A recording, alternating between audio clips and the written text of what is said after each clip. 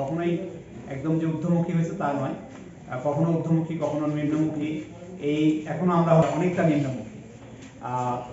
তো আমাদের যাত্রাটাও ওইরকমই হয়েছে, কখনো কখনো বাধাগ্রস্ত হয়েছে। তো আমরা 24 সালে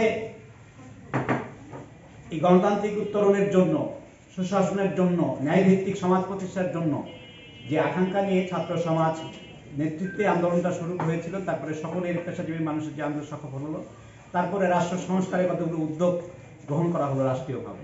তো আমরা একটু হতাশার সাথে নাগরিক হিসাবে, আমি ব্যক্তিগতভাবে বলি, হতাশার সাথে লক্ষ্য করলাম, আমরা আশা করেছিলাম যে নাগরিকের মতামতটা নেওয়া হবে এখানে সবচেয়ে বেশি এবং সারা বাংলাদেশ ব্যাপী নেওয়া হবে। কিন্তু যে সংস্কার কমিশনগুলো প্রথমে 6টা হলো, পরে 5টা হলো, মোট 11টা সংস্কার কমিশন হলো।